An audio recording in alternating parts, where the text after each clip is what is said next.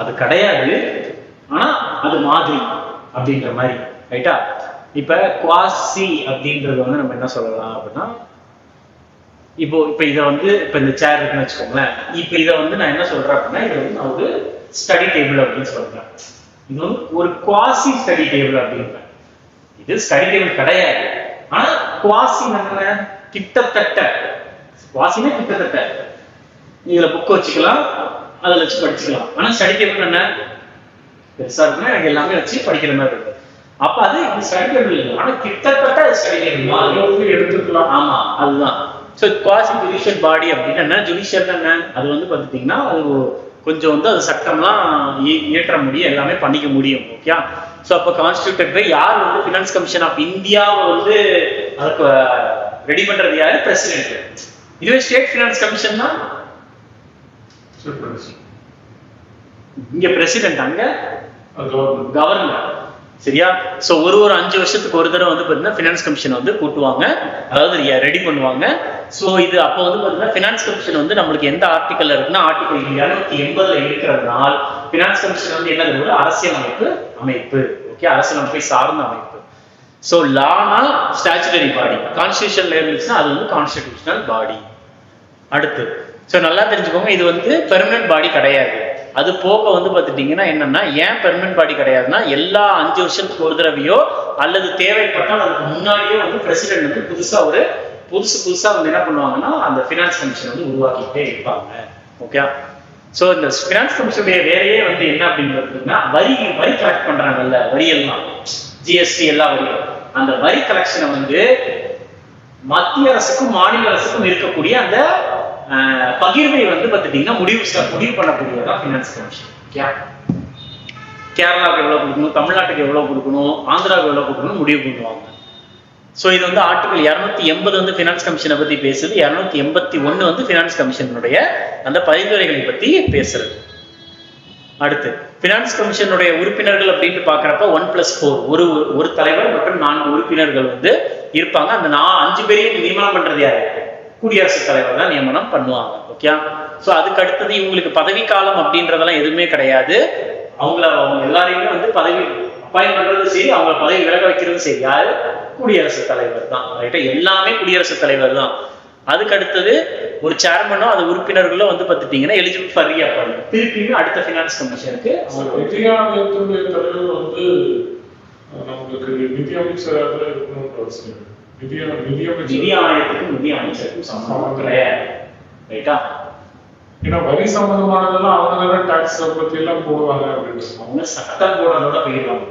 இவங்க வந்து பார்த்தா தனியா ஒரு அரசியலமைப்பு அமைப்பு. இது பிரசிடென்ட் தான் வந்து இதுல வந்து ஃபுல் இது.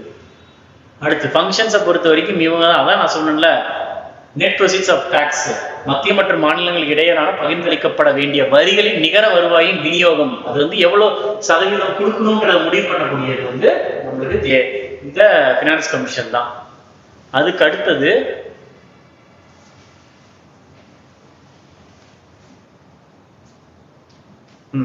அதாவது ஒரு மத்திய அரசு வந்து பார்த்துட்டீங்கன்னா அதுகிட்ட இருக்கக்கூடிய கன்சாலிடேட்டட் ஃபண்டுன்னு சொல்லுவாங்க. கன்சாலிடேட்டட் ஃபண்டுன்னா பர்ஸ் மாதிரி, அது வந்து எவ்வளவு தூரம் வந்து மாநில அரசுக்கு வந்து காசு கொடுக்கலாம் அப்படின்றது வந்து முடிவு பண்ணும். அதுக்கு அடுத்தது வந்து வேற என்ன அப்படின்னா, கன்சாலிடேட்டட் ஃபண்ட் ஆஃப் ஸ்டேட், மாநில அரசுல வந்து பார்த்துட்டீங்கன்னா இப்ப இதுவே, அதாவது மத்திய அரசாங்கம் மாநில அரசுக்கு எவ்வளவு கொடுக்கணும், அது போக அந்த வரி கலெக்ஷன் பெர்சன்டேஜை தவிர மற்றதுல எவ்வளவு கொடுக்கணும்ன்றத வந்து பார்த்துட்டீங்கன்னா முடிவு பண்ணும். இதுவே மாநில அரசுடைய பினான்ஸ் கமிஷன், நிதி ஆணையம் வந்து என்ன முடிவு பண்ணும், பஞ்சாயத்துக்கு முனிசிபாலிட்டிக்கு எவ்வளவு கொடுக்கணும்ன்றத முடிவு பண்ணும். ஓகே. அதுக்கு அடுத்தது ரிப்போர்ட். ஸோ ரிப்போர்ட்டை பொறுத்த வரைக்கும் ஃபினான்ஸ் கமிஷன் ரிப்போர்ட்டை யாருக்கு கொடுக்கணும், பிரசிடென்ட் கிட்ட தான் கொடுக்கணும். ஸோ அந்த பிரசிடென்ட் எங்க கொடுப்பாங்கன்னா பார்லிமெண்ட். ஃபினான்ஸ் கமிஷன் பிரசிடென்ட் கிட்ட, பிரசிடென்ட் பார்லிமெண்ட் கிட்ட, பார்லிமெண்ட்ல டிஸ்கஷன் நடக்கும் ஃபினான்ஸ் கமிஷன் சொன்னது. அடுத்தது நம்மளுக்கு தேசிய வளர்ச்சி குழு அப்படின்ற ஒண்ணு இருக்கு. ஸோ தேசிய வளர்ச்சி குழுவை பொறுத்த வரைக்கும் இது வந்து ஒரு அரசியலமைப்பு சார்ந்த அமைப்பும் கிடையாது, அல்லது ஒரு சட்டக்குழு அமைப்பும் கிடையாது. நம்ம நேஷனல் டெவலப்மெண்ட் கவுன்சில் ஆகஸ்ட் 6, 1952 வந்து பிரைம் மினிஸ்டர் வந்து அவர் தான் தலைவராக வந்து வச்சு உருவாக்கப்பட்டது. அதுக்கப்புறம் வந்து பார்த்துட்டீங்கன்னா ஸோ அந்த பிளானிங் கமிஷனுடைய செக்ரட்டரியை வந்து இதனுடைய செக்ரட்டரியா வந்து முடிவு பண்ணாங்க. ஸோ இப்போ என்ன ஆகுது அப்படின்னு பார்த்துட்டீங்கன்னா, இந்த ஓகே இது ஆக்சுவலா வந்து எதுக்காக இதை பத்தி சொல்லுதுன்னா, அந்த ஃபினான்ஸ் கமிஷன் மாதிரியே வந்து இது நேஷனல் டெவலப்மெண்ட் கவுன்சில் இப்ப கிடையாது, முன்னாடி இருந்துச்சு. ஜஸ்ட் ஒரு ஹிஸ்டரி மாதிரி இதை பாக்குது. ஸோ எல்லா மாநிலத்தினுடைய முதலமைச்சர், அதுக்கப்புறம் வந்து லெப்டினன்ட் கவர்னர்ஸ், அதுக்கப்புறம் யூனியன் பிரதேசங்களுடைய அட்மினிஸ்ட்ரேட்டர்ஸ் எல்லாருமே வந்து நேஷனல் டெவலப்மெண்ட் கவுன்சிலுடைய உறுப்பினராக தான் இருந்திருக்கிறாங்க. அடுத்து திட்டக்குழு, நேஷனல் பிளானிங் கமிஷன். நம்மளுக்கு இந்த 5 ஆண்டு திட்டங்கள் அப்படின்ற ஒன்று போட்டாங்கல்ல, 1950 2012 வரைக்கும் 2017 வரைக்கும் போடப்பட்டது. ஸோ அந்த 12 ஐந்தாண்டு திட்டங்களை போட்டது வந்து யார் அப்படின்னா பிளானிங் கமிஷன் தான்.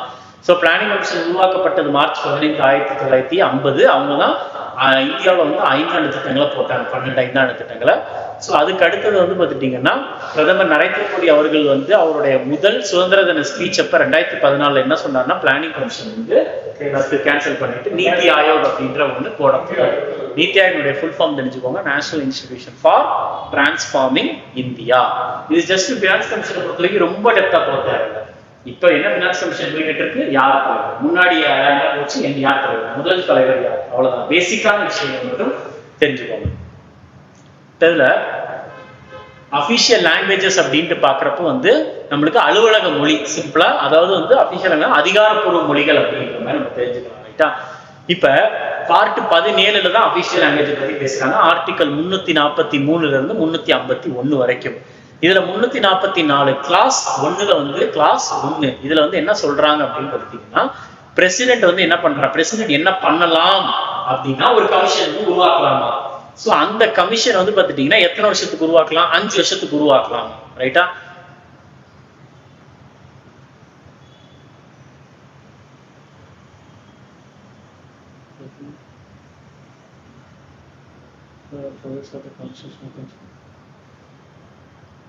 அதான் ஜனவரி 26, 1950 அப்புறம் பிரசிடென்ட் வந்து ஒரு கமிஷன் இது ரிலேட்டடா உருவாக்கிக்கலாம் அப்படின்றாங்க. 351 வந்து என்ன சொல்றாங்க அப்படின்னா, நல்லா தெரிஞ்சுக்கணும், இதுதான் வந்து ரொம்ப முக்கியம். ஸோ 351 தெளிவா என்ன சொல்லிடுறாங்கன்னா, ஹிந்தி லாங்குவேஜ் இருக்குல்ல, ஹிந்தி லாங்குவேஜை நம்ம பரப்பலாமா, ஹிந்தி மொழியை நம்ம பரப்பலாம் as a medium of expression. ஒருத்தர் ஏன்னா ஹிந்தி மொழி தான் இந்தியாவில் அதிகமாக பேசப்படுற மொழி, அதை வந்து பரப்பலாம் அப்படின்றது அரசியலமைப்புல சொல்றாங்க. அதுக்கு அடுத்தது வந்து பார்த்துட்டீங்கன்னா, ஸோ அதே நேரத்தில் வந்து இன்னொன்று வந்து என்ன சொல்றாங்கன்னா, it can be noted that there is no fixed. 8வது அட்டவணையில தான் வந்து இந்த அபிஷியல் லாங்குவேஜ் பத்தி பேசுறாங்க. நம்மளுக்கு அட்டவணை இருக்குல்ல, டிஎஸ்ஆர் ஓல்டு பிஎம், அதுல 8வது அட்டவணையில வந்து அபிஷியல் லாங்குவேஜ் பத்தி பேசுறாங்க. இந்த 8வது அட்டவணையில ஒரு மொழி சேர்க்கப்படுவதற்கு எந்த ஒரு கிரைட்டீரியாவும் கொடுக்கல. இப்ப 8வது அட்டவணையில எத்தனை அலுவலக, அதாவது அபிஷியல் லாங்குவேஜஸ் இருக்குன்னா 22 இருக்கு. ஃபர்ஸ்ட் எவ்வளவு இருந்துச்சு, 14. அடுத்து 8 ஆட் ஆகி இப்ப எவ்வளவு இருக்குன்னா 22 வந்து இருக்கு. Okay, DS of old PM, அது ஓ 8வது வார்த்தை, அதுதான் வந்து அபிஷியல் லாங்குவேஜ். அடுத்து ஸோ அந்த 14 மொழிகள் வந்து எதெல்லாம் அப்படின்னா, இது எல்லாம் அந்த 22 மொழிகளும் இதுல இருக்குது. அசாமீஸ், பெங்காலி, குஜராத்தி, ஹிந்தி, கன்னடா, காஷ்மீரி, கொங்கணி, மலையாளம், மணிப்பூரி, மராத்தி, நேபாளி, ஒரியா, பஞ்சாபி, சன்ஸ்கிருதி, சிந்தி, தமிழ், தெலுங்கு, உருது, போடோ, சந்தாளி, மைத்திலி, தோக்ரி, இது எல்லாம் 22 அந்த அபிஷியல் லாங்குவேஜஸ். ஆனா இதுல 14 மட்டும்தான் ஒரிஜினல் அரசியல் அமைப்புல இருந்துச்சு. அடுத்து வந்து 8 வந்து ஆட் பண்ணாங்க. எப்படின்னா 1+3+4 அப்படின்ட்டு. 21வது சட்ட திருத்தம் 1967 சிந்தி, 71வது சட்ட திருத்தம் 92 கொங்கணி, மணிப்பூரி, நேபாளி, 92வது சட்ட திருத்தம் 2003 போதோ, தோக்ரி, மைத்திலி, சந்தாலி, இந்த 4 மொழிகள். ஓகே, 1+3+4. அடுத்தது கிளாசிக்கல் லாங்குவேஜஸை பொறுத்த வரைக்கும் ஃபர்ஸ்ட் 6 மொழிகள் இருந்துச்சு. ஆனா இப்ப 11 மொழிகள் வந்து இருக்குது. 6 கிளாசிக்கல் மொழி எதெல்லாம், முதல் கிளாசிக்கல் லாங்குவேஜ் வந்து எது அப்படின்னா 2004 தமிழ் தான், 2005 சன்ஸ்கிரிட், 2008 கன்னடா மற்றும் தெலுங்கு, 2013 மலையாளம், 2014 ஒடியா. ஆனா போன வருஷம் வந்து பார்த்துட்டீங்கன்னா இதெல்லாம் ஆட் பண்ணாங்க. மராத்தி, பாலி, பிரக்ரித், அசாமிஸ், பார்சி, பர்ஷியன் லாங்குவேஜ், இது எல்லாத்தையுமே ஆட் பண்ணாங்க. ஸோ இது எல்லாம் 8வது அட்டவணையில் தான் இருக்கிறது. ஸோ இப்போ லாங்குவேஜ் ரிலேட்டடான ப்ரீவியஸ் இயர் கொஸ்டின். ஸோ இது எதுக்கு கீழே வருதுன்னு சொல்லுங்க. டோக்ரி மொழி முக்கியமான குணம் எந்த மாநில யூனியன் பிரதேசத்தில் பேசப்படுகிறது? தாத்ரா மற்றும் நாகர், ஜம்மு அண்ட் காஷ்மீர். டோக்ரின்றதுனால தாத்ரா, அப்படி டோக்ரியை பொறுத்த வரைக்கும் அது வந்து ஒரு இந்தோ ஆரிய மொழி குடும்பத்தை சேர்ந்தது. கிட்டத்தட்ட 23 லட்சம் மக்களால் பேசப்படுற ஒண்ணு. ஜம்மு அண்ட் காஷ்மீர்ல தான் பேசுறாங்க. ஓகே, தாத்ரா நகர் ஹவேலியில குஜராத்தி மற்றும் ஹிந்தி பேசுறாங்க. திரிபுரால பெங்காலி மற்றும் கோக்ரோ போரோக். இது ரொம்ப முக்கியம். கோக் போரோக் அப்படின்ற ஒரு மொழி நிறைய டைம் கொஸ்டின் கேட்டிருக்காங்க. இந்த டோக்ரி மொழியை பத்தி வந்து பார்த்துட்டீங்கன்னா ஒரு நூல்ல குறிப்பிடப்பட்டிருக்கு. அதாவது நூ சிஃபிர் அப்படின்ற ஒரு நூல்ல வந்து குறிப்பிடப்பட்டிருக்கு. நூ சிஃபிர்னா 9 சொர்க்கங்கள் அப்படின்றது அர்த்தம். அந்த நூ சிஃபிர் மொழியை வந்து நூ சிஃபிர் அப்படின்ற நூலை எழுதியவர் யாருன்னா அமிர் குஸ்ரோ அப்படின்ற ஒருத்தர். மிசோரத்தை வந்து மீசோன்ற மொழி, அடுத்து இங்கிலீஷ் மொழியில பேசுறாங்க. அடுத்து இந்திய அரசியலமைப்பின் எந்த பிரிவின் கீழ் இந்தி அதிகாரப்பூர்வ மொழியாக அறிவிக்கப்பட்டுள்ளதுன்னா அது ஆன்சர் 343. ஏன்னா லாங்குவேஜை பத்தி பார்ட் 17 343ல இருந்து 351 வரைக்கும் மொழியை பத்தி தான் பேசுறாங்க. அடுத்து ஸோ கொடுக்கப்பட்டிருக்க ஆப்ஷன்ல இந்தியாவில் வந்து ஸ்கெடியூல்டு லாங்குவேஜ் எது? Not a scheduled language. So answer வந்து பார்த்துட்டீங்கன்னா சீக். ஏன்னா சிந்தி, கன்னடா, கொங்கணி இதெல்லாம் ஆல்ரெடி வந்து இதுல தான் இருக்கு. ஸ்கெடியூல் லாங்குவேஜ்ல தான் இருக்குது. ஸோ 21, 71, 92 ஆன்சர் 1 + 3 + 4 அதை ஆட் பண்ண முடியும். இந்தியாவில் எத்தனை மொழிகள் அதிகாரப்பூர்வமாக அங்கீகரிக்கப்பட்டது? 22. 1 + 3 + 4 14ல இருந்து 22 மாதிரி. கிளாசிக்கல் லாங்குவேஜ் எத்தனை அப்படின்னா அது 11. இந்திய அரசியலமைப்பு சட்டத்தின் 343வது பிரிவு எதை பத்தி பேசுது? 343 ஹிந்தியை பத்தி பேசுது. So Hindi as official language. Dogri எந்த மாநிலத்தில் பேசப்படுகிறது? இப்பதானே பார்த்தோம். டோக்ரி அது வந்து ஜம்மு அண்ட் காஷ்மீர். மலையாளம் அதிகாரப்பூர்வ மொழி எது? மலையாளம். கேரளா தான், பட் ஆனால் அதை தவிர எது? அதாவது எந்த மாநிலத்துல வந்து அதிகாரப்பூர்வ மொழியாக இருக்குது? மலையாளம் வந்து கேரளா. ஆப்ஷன்ல இல்லை. அப்ப வேற என்னவா இருக்கும்? லட்சத்தீவு. ஏன்னா கேரளா அங்க இருக்கு, கேரளா பக்கத்துலயே லட்சத்தீவு. ஏன் அது போக லட்சத்தீவுனுடைய உயர் நீதிமன்றம் எதுனா கேரளா தான். கொங்கணி அதிகாரப்பூர்வ மொழி இங்க கொங்கன் கடற்கரைன்னு சொல்லுவாங்கல்ல, எங்க அப்படின்னு பாத்தீங்கன்னா கோவால. ஏன்னா அங்க வந்து பாத்துட்டீங்கன்னா கோவா, மகாராஷ்டிரா, கொங்கன் கடற்கரை, அதுக்கு கீழே மலபார் கடற்கரை, தமிழ்நாட்டு சைட்ல கோரமண்டல் கடற்கரை. ஸோ கோவா. வெஸ்ட் பெங்கால்ல பெங்காலி மொழியும் இங்கிலீஷும் பேசுறாங்க. அருணாச்சல் பிரதேசத்துல இங்கிலீஷ் பேசுவாங்க. டிசம்பர் 2020 நிலவரப்படி பின்வரும் மொழிகளில் எந்த மொழி இந்திய அரசியலமைப்பின் 8வது அட்டவணையில் இடம்பெறவில்லைன்னு கேட்டிருக்காங்க. போதோருக்கு, டோக்ரியிற்கு, சந்தாலிலாம் இருக்கு. போஜ்புரி கிடையாது. போஜ்புரின்ற மொழி கிடையாது. அடுத்தது தெலுங்கு நாட்டின் அதிகாரப்பூர்வ மொழி. அதாவது தெலுங்கு வந்து எந்த மாநிலத்தினுடைய அதிகாரப்பூர்வ மொழின்னு கேட்கறாங்க. இது ஈஸி தான். அதுக்கான ஆன்சர் ஆந்திர பிரதேசம். அருணாச்சல் பிரதேஷ்ல இங்கிலீஷ் பேசுறாங்க. அஸ்ஸாம்ல அசாமிஸ், போதோ, பெங்காலி பேசுறாங்க. பீகார்ல ஹிந்தி அண்ட் உருது பேசுறாங்க. மைத்திலி எந்த மாநிலத்தில் பேசப்படுகிறது? மைத்திலி ஆன்சர் பீகார். அஸ்ஸாம்ல வந்து அசாமீஸ், போதோ, பெங்காலி இதெல்லாம் பேசுறாங்க. மராத்தி அதிகாரப்பூர்வ மொழியாக எந்த மாநிலத்தில் இருக்குது? மராத்தி. தாத்ரா நகர் ஹவேலி, தமன். ஏன்னா ரெண்டுமே மகாராஷ்டிரா பக்கத்துல தான் இருக்கு. ஆங்கிலம் அதிகாரப்பூர்வ மொழியாக எந்த மாநிலத்தில் இருக்குது? ஆங்கிலம் வந்து பார்த்துட்டீங்கன்னா சண்டிகர். ஓகே. உருது வந்து அதிகாரப்பூர்வ மொழியாக எந்த மாநிலத்தில் இருக்கு? உருது எங்க இருக்கு? ஆந்திரா வராது, மேற்கு வங்காளம் வராது, அருணாச்சல் பிரதேசம் வராது. ஜம்மு அண்ட் காஷ்மீர்ல வந்து காஷ்மீரி மொழி, டோக்ரி மொழி, உருது மொழி, ஹிந்தி, இங்கிலீஷ் இதெல்லாம் பேசப்படுது. மலையாளம் எந்த மாநிலத்தில் பேசப்படுகிறது? ஈஸ்ட், கேரளா. இந்திய அரசியலமைப்பின் எந்த பிரிவின் கீழ் மக்கள் தொகையை உறுப்பினர் பேசும் மொழிக்கு சிறப்பு ஏற்பாடுகள் வழங்கப்பட்டுள்ளன? ஸோ 343ல இருந்து நம்மளுக்கு எந்த ஆர்டிகல் வரைக்கும் வந்து லாங்குவேஜ் பத்தி பார்த்தோம்னா 351. ஸோ அப்ப 343ல இருந்து 351 எதெல்லாம் இருக்குது? இது இருக்கு, இது கிடையாது, இது கிடையாது, இது கிடையாது. ஸோ அப்ப லாங்குவேஜ் வந்துச்சு. அப்ப ஆப்ஷன் டி மட்டும்தான் இருக்குது. அவ்வளவுதான். தென்னிந்தியாவில் பொதுவாக பேசப்படுவது எந்த மொழி? கொங்கணி, கொங்கன் கடற்கரையில மகாராஷ்டிரா அந்த பக்கம். மைத்திலி, மலையாளம் பேசப்படாத மொழி தான் கேட்டிருக்காங்க. ஸோ இது வந்து ஆன்சர் வந்து என்ன வரும்னா மைத்திலி. ஏன்னா மைத்திலி வந்து ஈஸ்ட் இந்தியா, பீகார், ஜார்க்கண்ட் அந்த மாதிரி பகுதியில் பேசப்படுற ஒண்ணு. இந்திய அரசியலமைப்பு சட்டத்தின் கீழ்கண்ட பிரிவுகளில் எது தேவநாகரி எழுத்தில் இந்திய யூனியனின் அதிகாரப்பூர்வ மொழியாக ஏற்றுக்கொள்கிறது? எது?